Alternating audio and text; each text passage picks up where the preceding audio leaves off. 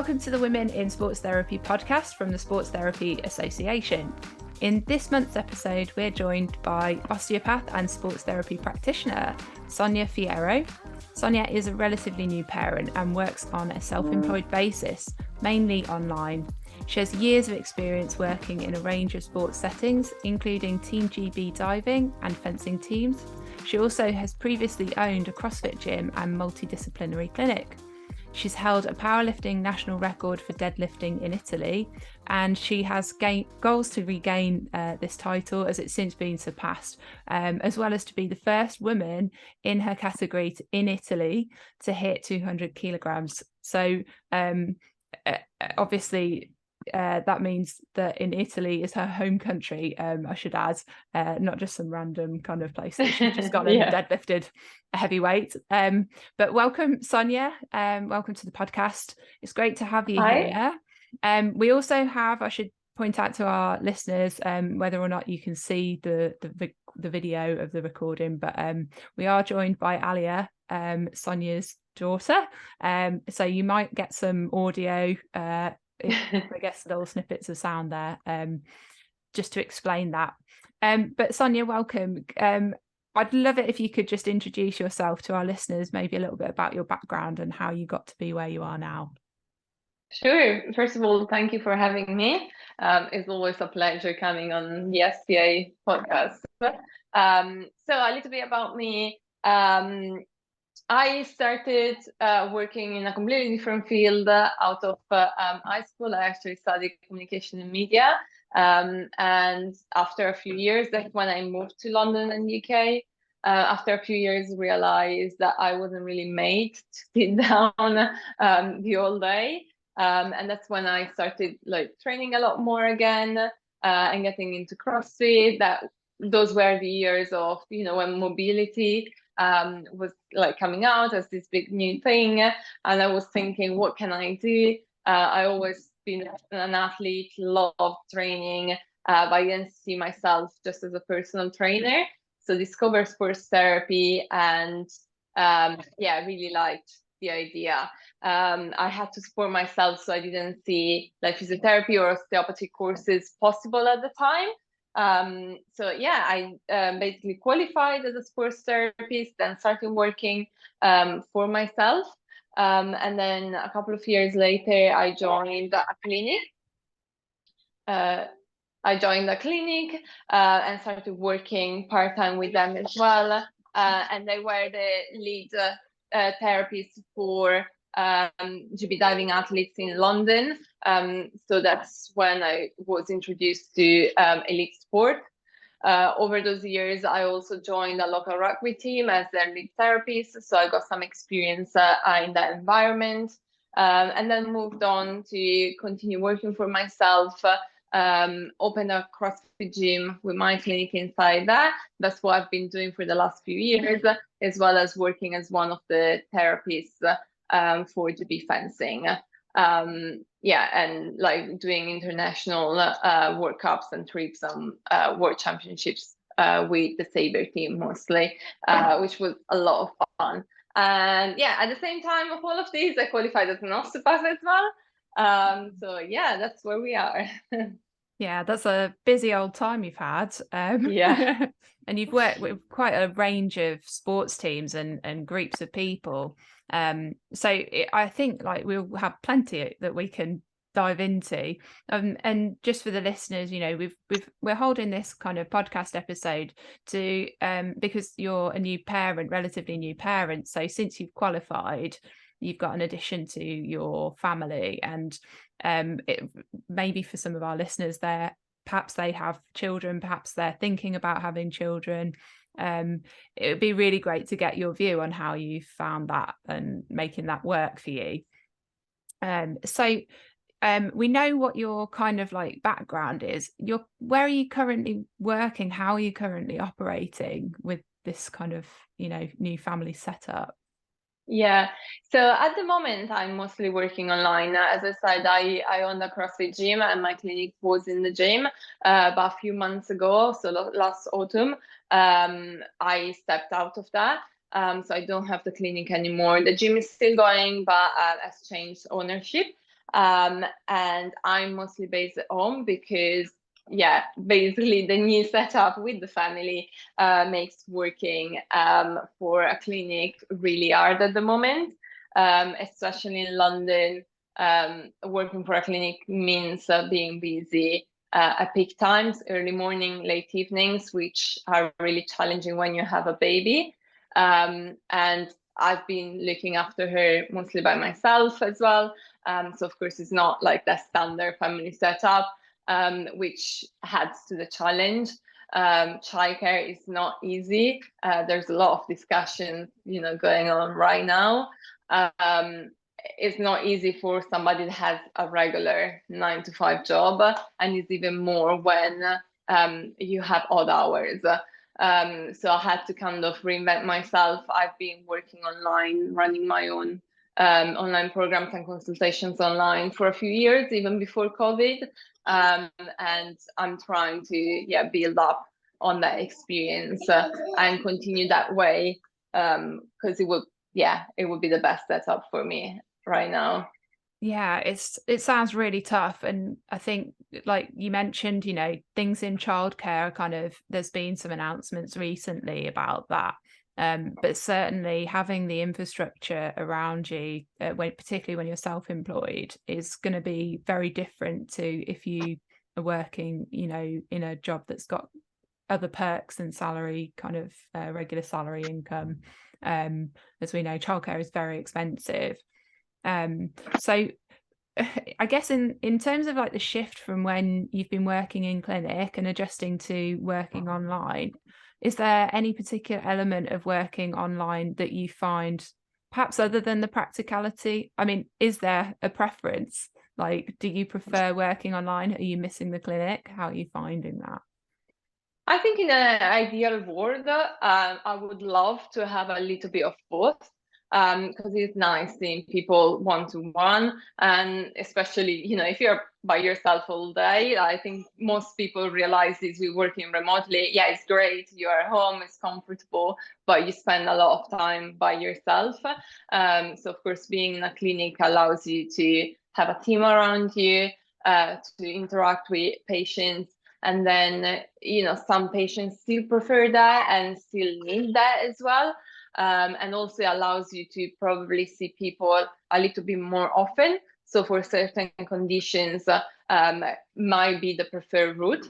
And that's something that, I even cover with some of my patients, like if they're in a really acute stage, or, for certain post-surgical conditions, I may advise to seek somebody local for a few session or initial period, and then we can continue online. A lot of what I do is movement based, so it's rehab based, mixing with strength training. So I work with people that I've been in the system, let's say for a while, that are in chronic pain, or they have like specific injuries. So there is kind of a crossover, but at the same time, I think there's two different places for clinic and online. Yeah, it's very different.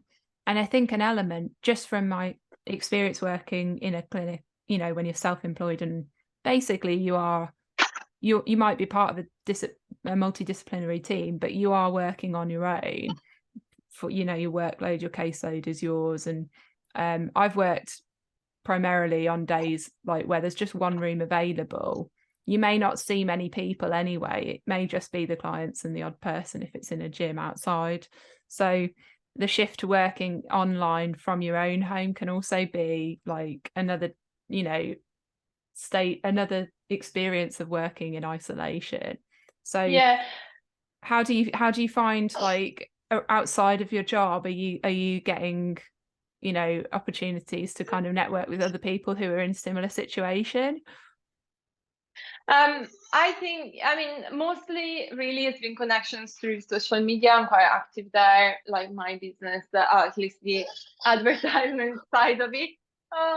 Sorry, everyone, somebody stumbled. We just learned to walk. Your newest client. Yes, yeah, exactly. So where were we at? Can we have a chat there? Can we have a chat?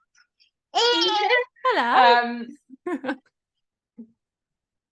Sorry, in all of these, I just forgotten what you asked. Oh, it's okay.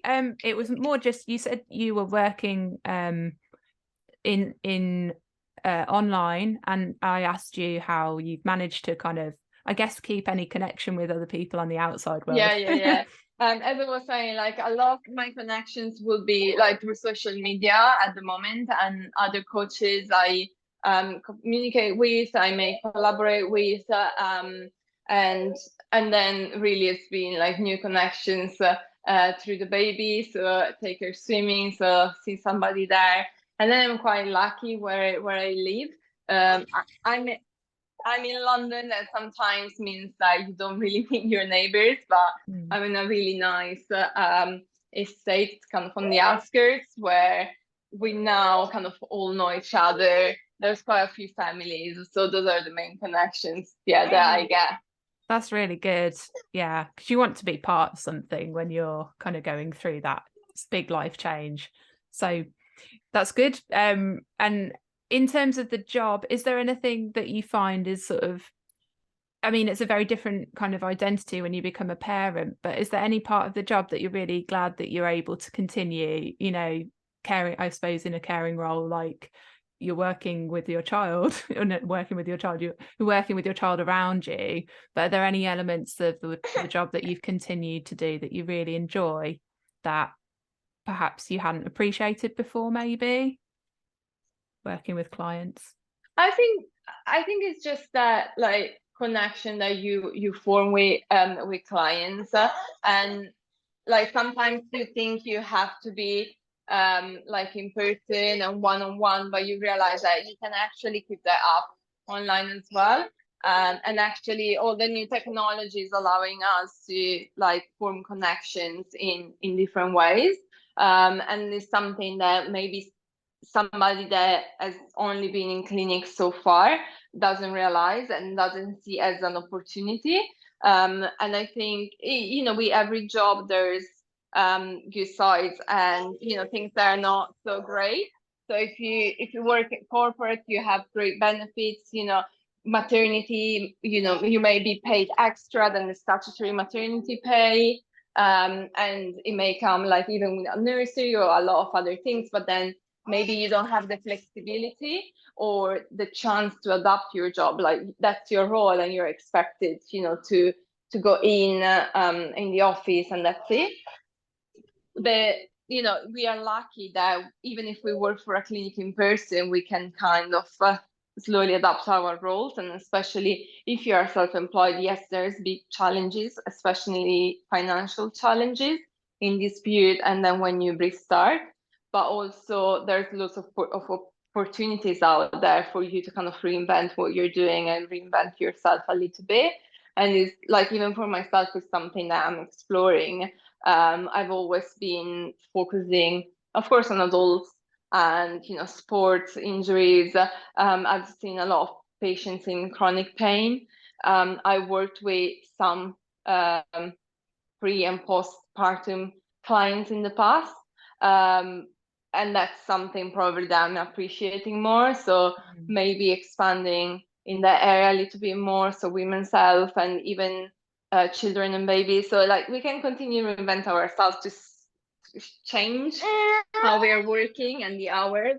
And yeah, that may make it a little bit more family friendly.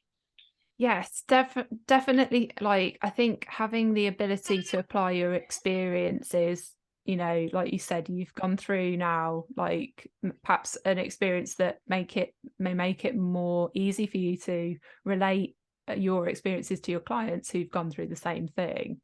And it helps you grow as a person, but as a therapist, I guess. Yeah, exactly. And like you say, the perks of the job being self-employed are that you're your own boss. So there's that versatility and you get to choose the direction that you're going in. There's some really great points in that. And it'll be interesting when, hopefully as part of this kind of focus series of episodes, seeing how different people in different roles, have found there being upswings and perhaps maybe not so great things too. about where they work. So is there any, like, would you say there's any particular challenges? We've already kind of touched on like childcare, but is there anything that you found as a sports therapist working in a self-employed role, both online and I guess the planning stages? Was there anything in particular that's been challenging for you? Like in regards to pregnancy and maternity? Yeah, so maybe the lead up to like actually the birth, and then afterwards maybe getting back into work. How have you found that? Were there any challenges there? Yeah, so I think probably I was even overthinking it too much. I ended up having a super easy, straightforward pregnancy, but the years before, when I was considering whether to have a baby or not, that's what something on my mind. It's like, well, if I'm not lucky, I may end up not being able to work for 9 months. Because our job is physical and we have to see people, and if you suffer by really bad sickness or pain. Sorry, somebody's nap time. That's all right. By refusing to nap, so we're noisy. Oh. And so that was probably like my main fear, probably pre-pregnancy. Then, as I said, I had a really straightforward one, so I was working quite close to the end. I was on a trip with one of the sports team.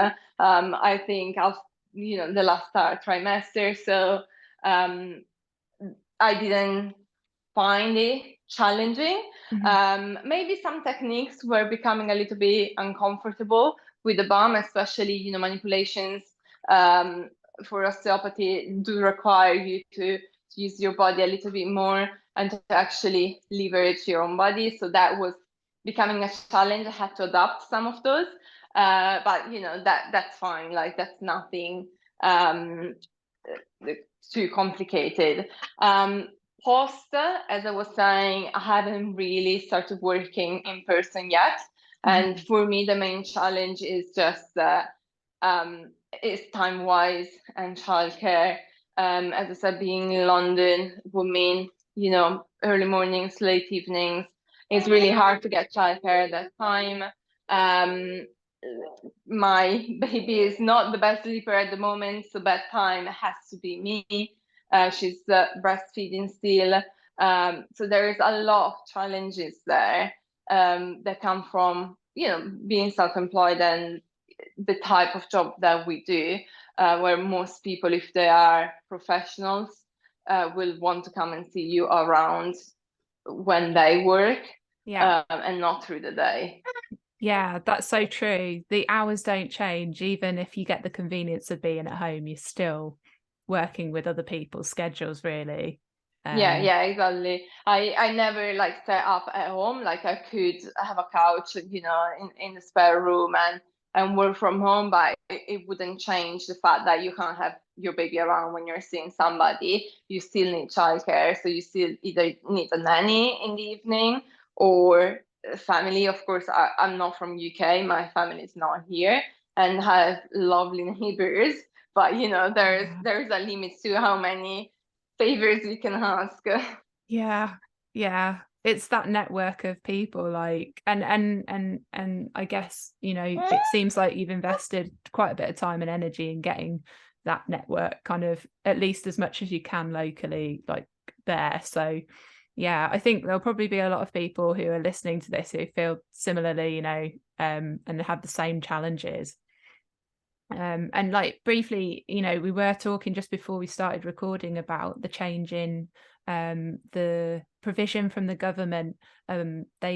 So we're recording this in 2023 for anyone listening to it, maybe in a few years down the line.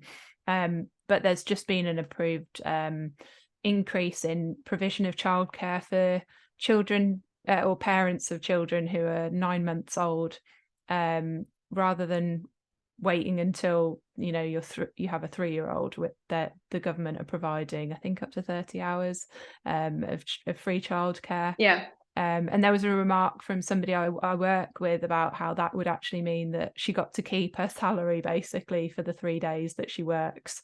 So I think that the having a salaried role as well, again, does change that somewhat, but like, there's the regularity of that and reliance on that for childcare. But I think you pointed out that actually doesn't come into play until 2025.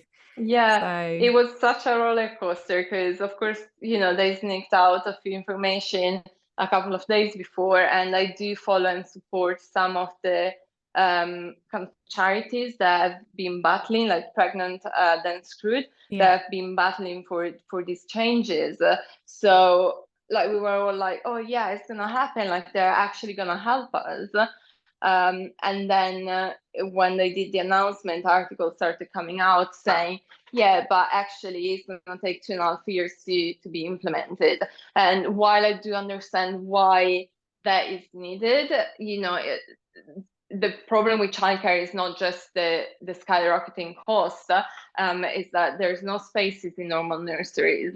And even when they have spaces, the free hours, what they get from the government is really low. So a lot of people can't keep their jobs. Like if they work in a nursery, a lot of nurseries are closing down. So I do understand they need time to implement it. But it was a bit sad and it felt a little bit unfair how everything was like kind of released as this big change. We're going to help people. And it's like, oh, wait, we're going to help you if your child hasn't been born yet. Or, it would be 2 in 2 years. So I think they are going to have like a first partial support of 15 hours for 2 years old from 2024 or the second half of 24, and then full effect until 2025. So I think if somebody's planning to have kids, like that's great if it actually comes into play after the elections. But yeah, it was a bit of a, oh great, oh no. It's like dangling a sort of like carrot in front of somebody to sort of make. I mean, I hope nobody made a decision based on that, to have children. Oh yeah, it's there. But I think if you've already had your child and like heard that, and it's so disappointing. It was just a bit disappointing. Of course, I never expected any help, so that was just great to hear. And it would have meant, being able to do a lot more things and change a little bit like how everything is structured at the moment. So it would have been a massive positive change and help. But, if it doesn't happen, okay, like I didn't expect this. So I'm trying to find a way anyway. That's kind of my philosophy in general with obstacles. It's like if you want it, you find a way. It may not be what you wanted, and it may take some time to get organized and find the right thing, which is in part what I'm doing as well. It's like, as you said before, like I was doing a lot of things and kind of burned out a little bit, which I think we forget sometimes that goes along with our job for different reasons, again, from being self-employed and, just challenging from people maybe doing clinic and teamwork and other bits, education, and then being with clients as well can be challenging, especially if you're seeing difficult cases. So all of that was a lot, and I'm taking this time to try and find a better balance for me and for my daughter. Yeah, and it can be really challenging when you've got a lot going on and maybe you get a lot of satisfaction from your job and you're enjoying the challenges, but when there's so much going on, trying to keep the plates spinning, it's like an art form really, and knowing when to emphasize like your focus on one thing and just try and keep that one plate that's making you some decent money and like keeping interest in what you're doing going. But having the additional responsibility of a child or children is like, I guess it's got to take the priority there. So, I mean, what a job, keeping a living being alive, there's no greater responsibility really. And I think I don't think I was naive in the sense that I thought it would be easy, but you you never know what type of baby you're gonna get. So I definitely expected I would be able to do a lot more during nap time. And then I had a baby that for the first 8 months was just a cat napper. She would go down 10 minutes and then be up, and then, do that a few times a day. She never had these long stretches that, people say, oh, it's a newborn, it's going to sleep a lot. I've never seen that. Yeah. Maybe I had a little bit of an expectation there and to be able to do more. And definitely something that, you need to adapt to. And even if you had the baby already and you're having a second one, you don't know if they'll be the same or so it's challenging if you're trying to keep up a little bit of work or, because you're self-employed with a little one. I think now we are coming close to the year mark and we are starting to be a little bit more settled. She does go to a childminder, which is helping a lot as well. But yeah, those challenging I was discussing earlier still stand, unfortunately. Yeah, it's like you've got, I guess, in your own life, without children, your own challenges that you face, but you probably have some kind of routine or rhythm, and then you're throwing in like a free radical into the system that's just gonna keep interrupting you every time. It probably wouldn't matter whether she slept like, for 10 minutes or 20 minutes, but those long stretches, it would make a big difference. And yeah, I can imagine it's probably very challenging. I struggle just, I don't have kids, and having an additional routine to tend to would be very difficult. And I suppose, like, from that respect, is there anything in particular that you've learned? You've probably learned quite a lot, I'd imagine. Is there anything in terms of like what you've learned now that you would advise, or like if you could share with our audience, our listeners, if they're maybe their parents, maybe they're new parents or they're impendingly new parents, for self-employed practitioners or anybody working in the field, what would you advise them? I think, when you have a baby, or maybe you don't have a baby, you have somebody at home that you have to care for that, didn't expect, so you have a big life change event, is that it forces you to focus a little bit more on essentialism and, trying to understand what really matters, and what is the most important task, and prioritize a little bit more.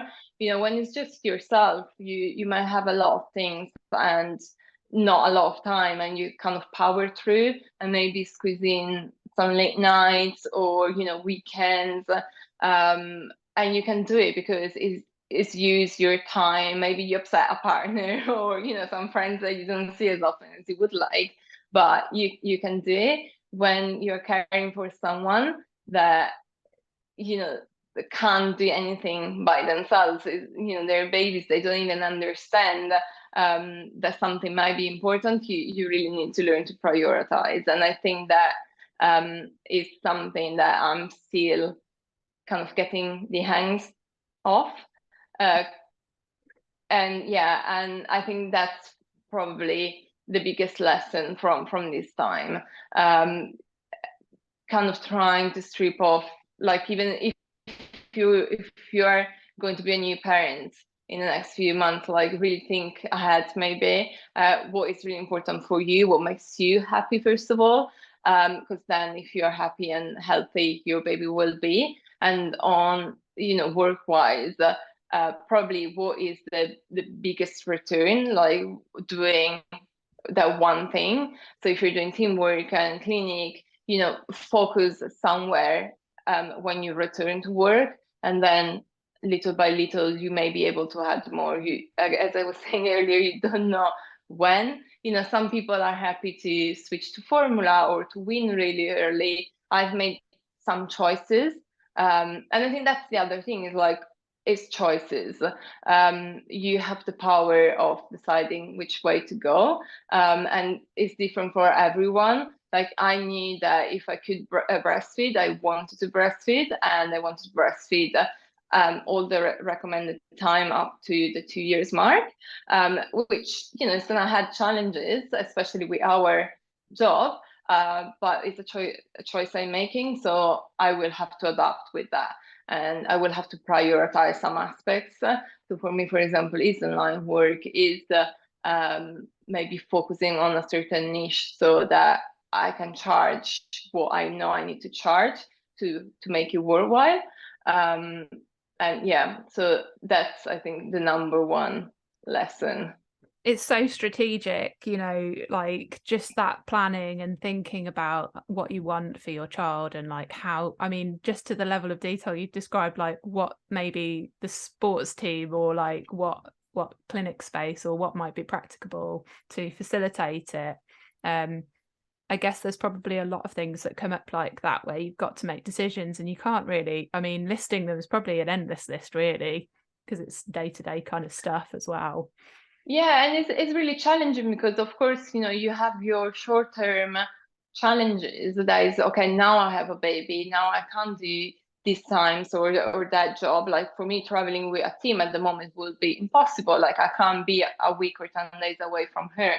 I know people make it work, but it wouldn't work for us.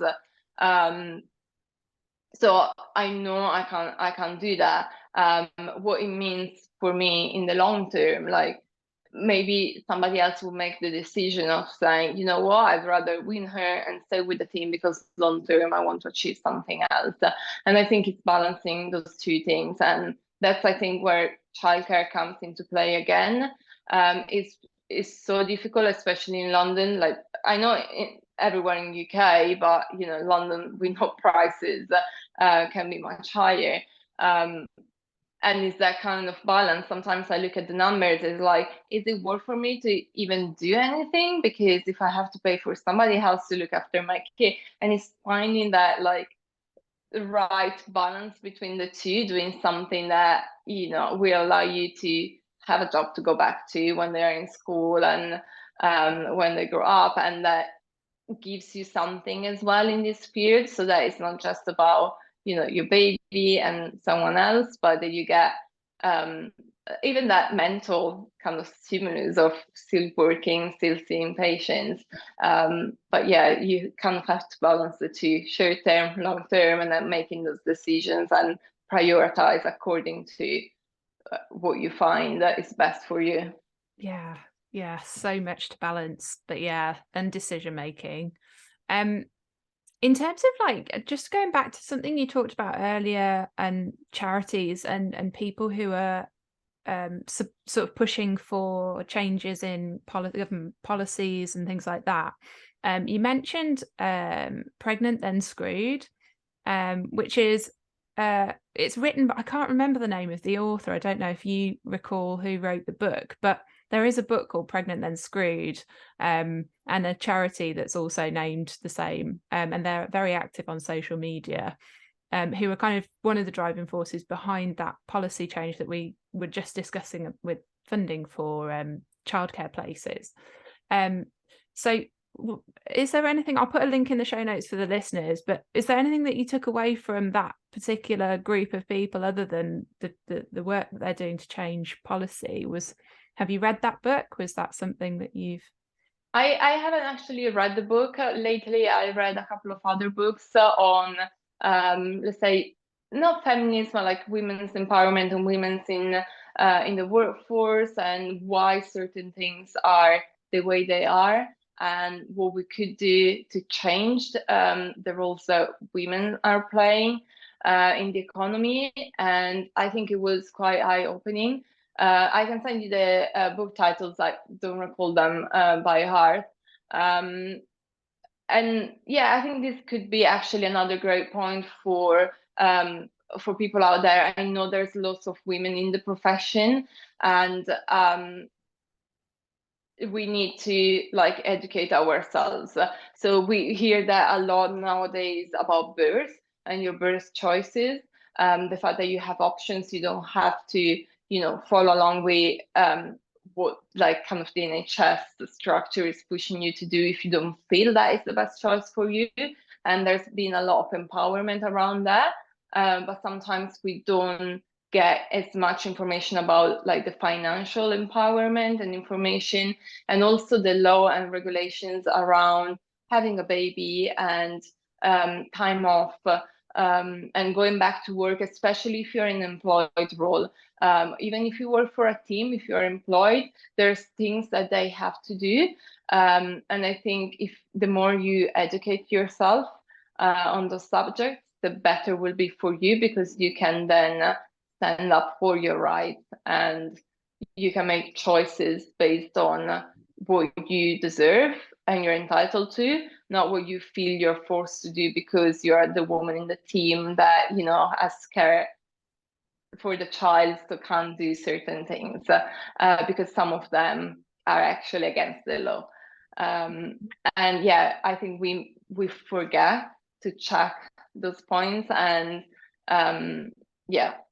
And I think as women, like we a lot of us weren't taught to stand up for ourselves, and financially to stand up for ourselves.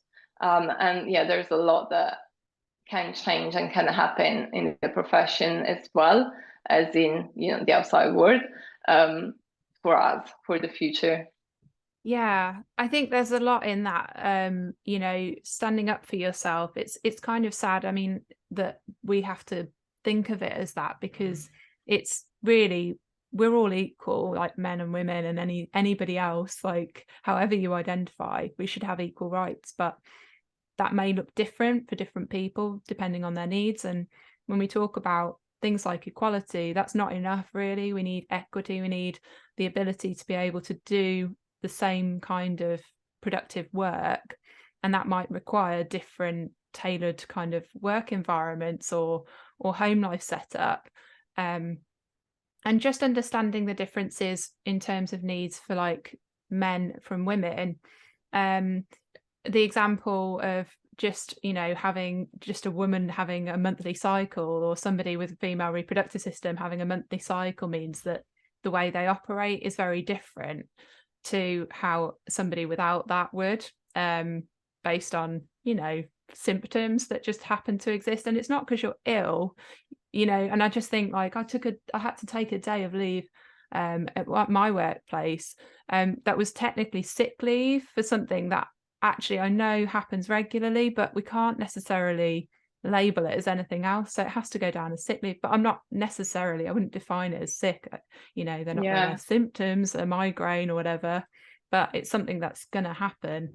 And it's just, not to be too political, but like, I don't want to stir the pot, but again, this is the result of like being a woman in a kind of man's world. We really need to think about how our workplaces and are set up for, and this isn't just like, I'm definitely not criticizing just one employee or one employer, it happens everywhere. It's the world, we're set up for, you can show up and do the same thing every day, and that's just not the way the world works. Yeah, no, for sure. And that's kind of what I was leading into, is like sports therapy is is a profession where women, I would say there's probably more women than men in the profession, or at least it would appear so, but we don't seem to ever be at the forefront of the profession.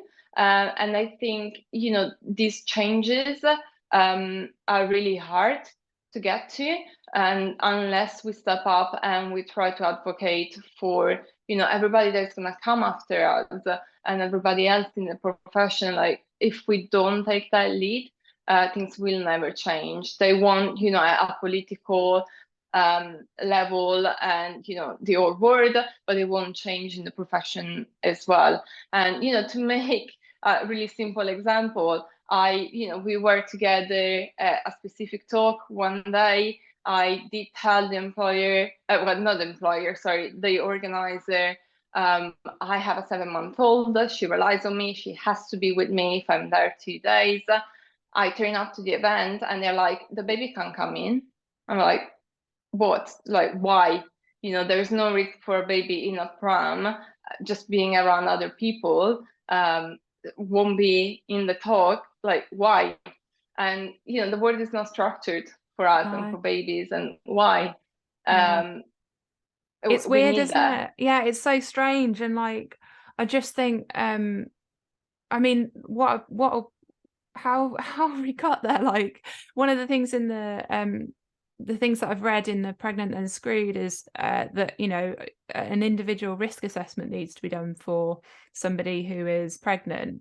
But like, why is that not just part of a regular risk assessment, that somebody could just be there and pregnant? We take into account all other things. So yeah, it's just fascinating how these considerations haven't been made. And we see the same thing, I suppose, like if you look at research evidence.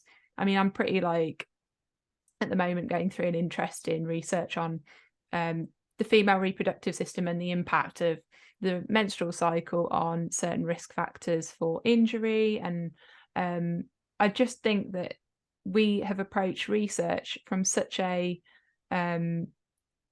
single-minded kind of point of view that like these sort of variations in function don't exist really. Almost, it's like they just don't exist for the sake of science, so we just don't even think about them when we're talking about training patterns for, like S&C is based on principles that suit a male physiology, and it's not because anybody's trying to exclude anyone. It's just that the people who have been in positions to work higher up in research have just happened to be interested in male things because they're probably male, and like people who write law and policies are typically more in that like male kind of population than female. So yeah, representation is just so important. And that's the thing, is that so many things have been internalized and they are seen as the norm because they've been like that for a century maybe. And in medicine, in science, in research, we see that a lot, where women have been considered kind of small men, especially in the sports or more active environment, when we are not. And there's really few research papers that have been done on women, or that have been comparing correctly as well, women and men responses. And it's such a difficult discussion as well, because as you were saying, it's not that somebody is trying to necessarily like leave women out nowadays, but that's what it was. Years ago, 56 years ago, women couldn't run the marathon, couldn't take part in certain sports, and at the time they were excluded. And that history, like we know for a lot of other social problems like racism, etc., because they've been a certain way, they've been internalized. So even when somebody is really good, like they want to do good and they want to change, they still have some of that at the back of their head. So it's so difficult to see that change happen. And I think this past probably 5-10 years, there's been more and more discussions about all these issues, and I think we are starting to see more women standing up, more not just cis women, but anybody that identifies as a woman. And hopefully we'll see more and more changes with that as well, because I don't know a lot about in the profession, but I can understand that people that identify as a woman will have huge issues if they wanted to do sports therapy as a job. And I know we would probably have to do a lot more for all of them as well, and to include them in these conversations. Yeah, like there's so much in terms of the effect of not just like you talked about other groups, like we're sort of talking about women here, but there's the other intersections, like you said, race or religion or culture that influence our accessibility to opportunities, or even just role models who we can look up to. And just being more vocal and kind of talking about it and increasing the exposure of these issues to other people who are in positions of influence is really important. So it's really good that we can talk about it on a platform like this. So thank you, STA. And even as I was saying before, like informing yourself about your legal rights, and it's something that probably I didn't know about in my past. And if I think back, I've been refused roles, like being told to my face that the problem was that I was a woman. Like, oh, you have great CV, but we are a male team, and it's not you, but we know the players will try to eat on you, so it makes it so much easier for us if we have a male therapist. And at the time I was probably like my first couple of years working in this environment, and I was like, yeah, whatever, if they think like that, I don't want to be with that team anyway. But really, I should have challenged that, and I could have probably even, I could have taken them to court or something. Like, saying something like that is really bad on so many different levels, not just the discrimination about being a woman, but almost saying, oh yeah, because you're pretty and they will eat on you. It's like, just no. You wouldn't say that to a guy, would you? I think the biggest then, like you talked earlier about internalization, like I bet that they probably hadn't thought about maybe talking to their players about what's appropriate as a professional athlete in a way to interact with somebody in the team. Like, it's just that is a perfect example of what you were talking about, internalization. And like we just kind of absorb culturally, exposed to examples being set where something uncomfortable happens, don't react or just kind of like say okay, like, but I'll just find a way to work around that.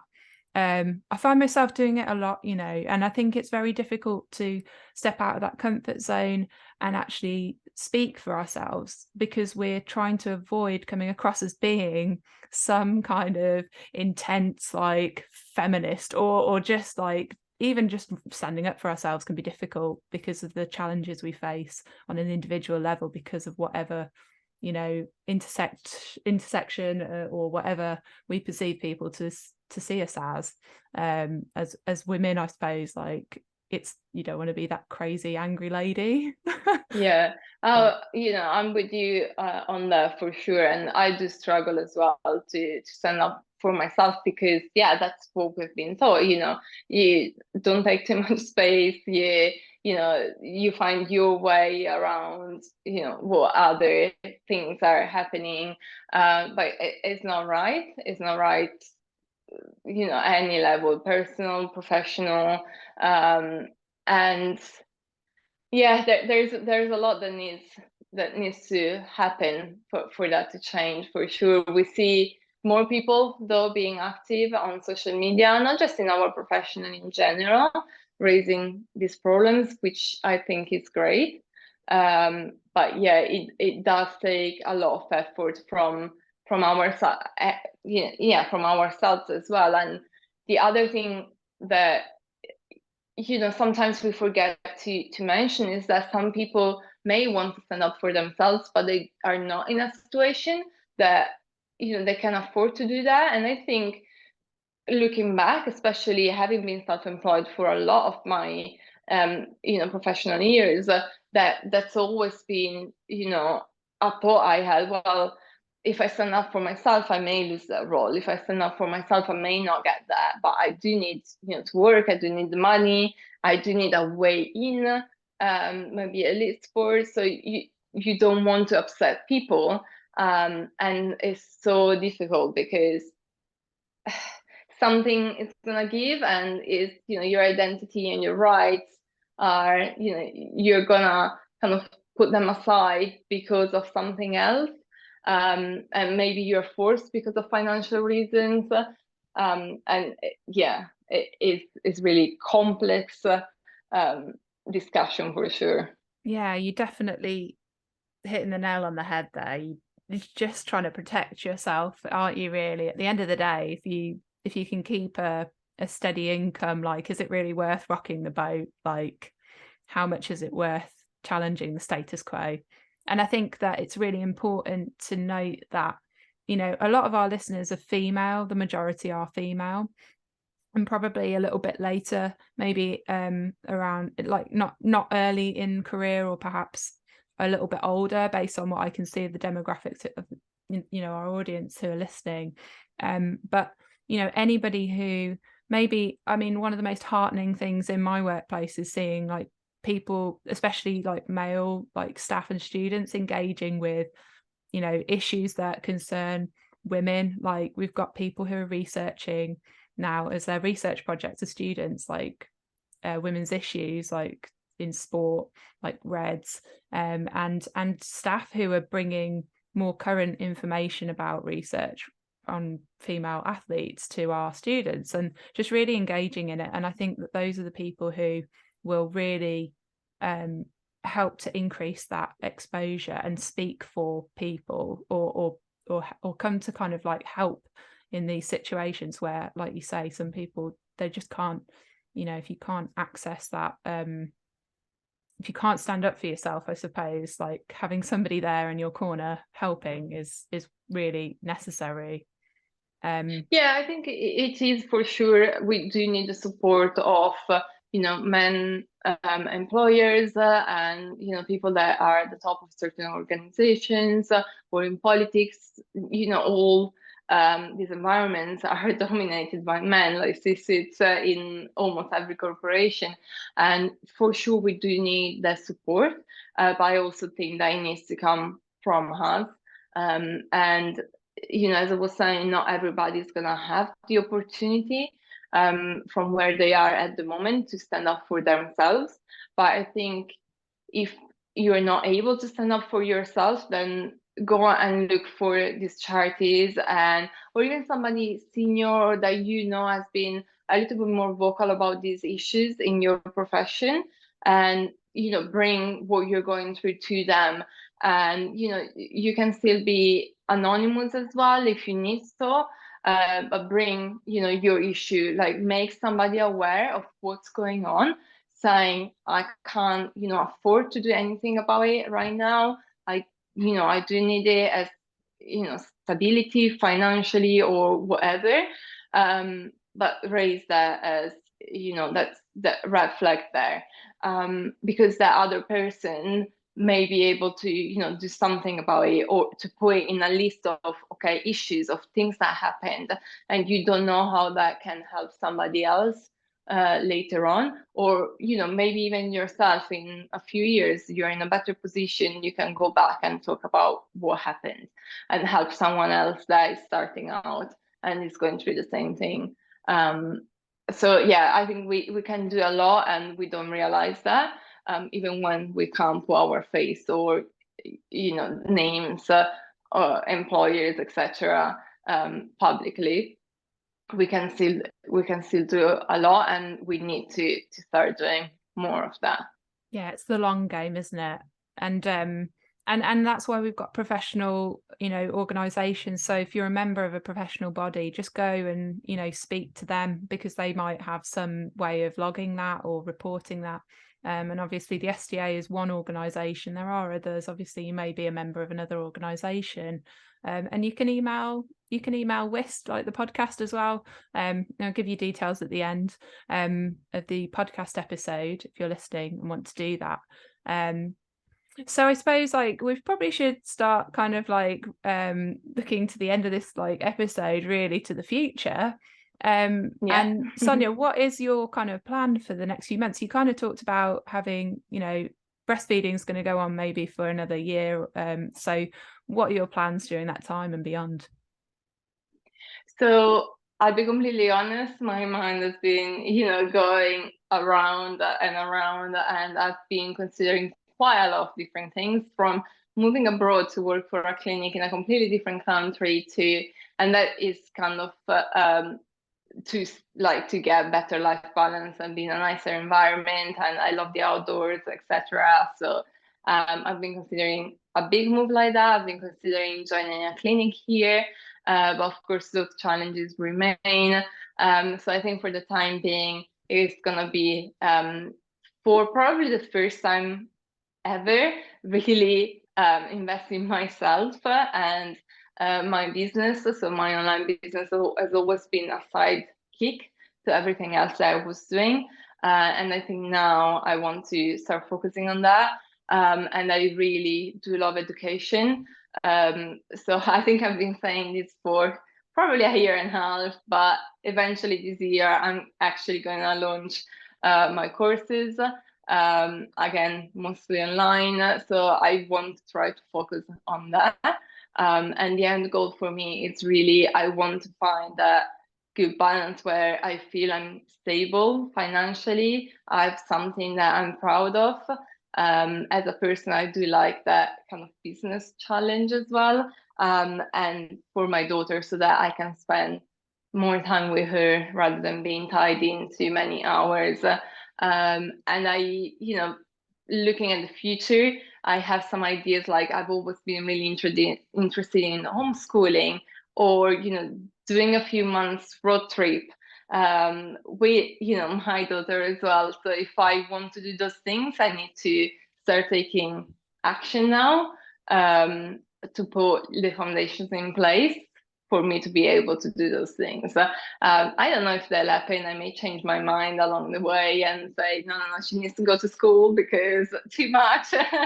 But yeah, those are kind of nice ideas and goals that I'll be working on, and then see where life takes me. Wow. Like if that was, I was sort of visualizing all of these things that you just described. And I think that is quite a vision board. Like it sounds lovely. Like so many of those ideas I can see like why you want them. And I really hope that you can achieve that. It sounds great. And, you talked about your online course. What particularly are you teaching? Because if anybody's listening and might be interested, maybe they can, look it up when it's available. So since day one, I've always been quite big on kind of bridging the gap between the clinic and the gym environment. As an athlete myself, I've always really struggled to find therapists that would be like they would understand really what I was going through and what I truly needed. And I think there is again more awareness thanks to social media as well, and SCA like podcasts and resources and in general professional resources out there, but we're still not quite there yet. And yeah, so the courses will focus on strength sports and functional fitness, because I've been coaching and competing on all those sports, so I have a lot of experience there, and really taking somebody from the first stage of injury all the way into the gym again when they have to perform more challenging exercises. And strength sports are not quite fully understood yet. There's a lot of fear about barbell movements. There's a lot of fear about CrossFit. I've talked on the SCA podcast about this, and we shouldn't have those fears. So the course will be really teaching people to manage those type of clients, both at psychological, emotional level, and physically with rehabilitation.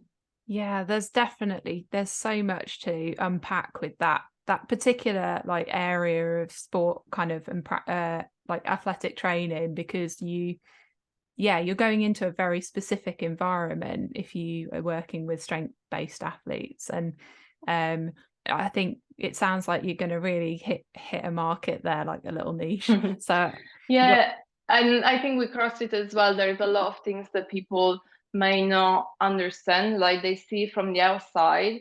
Even if they've been going to classes, they may not connect some dots on certain injuries and certain movements that may seem actually quite easy. They can be quite triggering, and the other way around.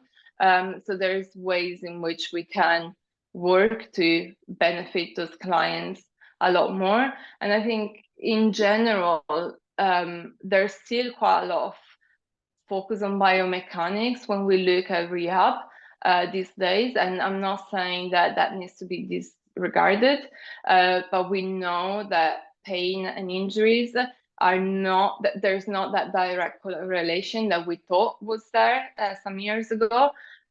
So we cover all of that and how to kind of read injuries and rehab in a different way so that we can help people at whatever stage they are, at whatever level they are as well, because of course you're recreational. I do a couple of classes a week client versus somebody that wants to compete is gonna need a different approach, similar but different degree. Yeah, like tailoring the treatment and the approach and the intervention, and like bringing in different facets, because obviously we've got, you know, psychological variables and social variables that can really have such an impact. I think someone at work had a diagram. They found this great visualization of all of the different variables that are known to influence injury, and biomechanics was just like, you know, and mechanical variables are just so small in the grand scheme of things. There's just literally, there were hundreds of these data points. Yeah. I can't even remember what most of them were, but well, I wouldn't be able to because there were hundreds. But yeah, amazing. Wow, it sounds great. And I think you should tell us when that's ready to share, because we'll definitely be pushing that from our end. Yeah, I will definitely share details as soon as it's ready. It's probably going to be the second half of this year. I'm focusing on resources for clients and, you know, people that want to train at the moment. And then the second part of the year will be more focusing on resources for therapists. But yeah, if people jump on my Instagram page and they find the link to my newsletter there, and you know, they can sign up to get notified when I have more information and dates and everything. Sounds great. And we'll put the link in the show notes. But for those who are listening, what is that website? How can we find you? And on social media maybe too? Yeah, so the best place will be Instagram at the moment. I'm sonia.recoverstronger. I'm working on a new website just ahead, you know, a rebranding done. So through that page, you find everything to reach me. And even if you have any questions or you want to discuss something else that we covered today or that you see on my page, just shoot me a DM. I'm always happy to connect with other therapists, and I feel that that's the way we grow for the profession, for ourselves. So yeah, get in contact. Awesome. Brilliant. Well, thank you, Sonia. It's been great talking to you today, and all the best with your projects for the next year or so. And we'll keep in touch. And thanks to listeners. I hope you found it all interesting, and we'll see you on the next episode.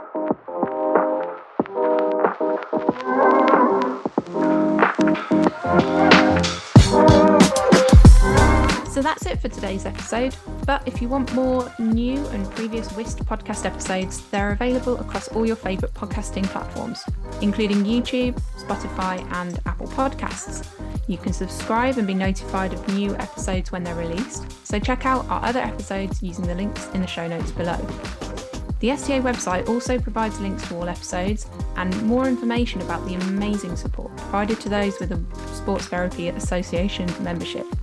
So you can head over to thesta.co.uk to find out more.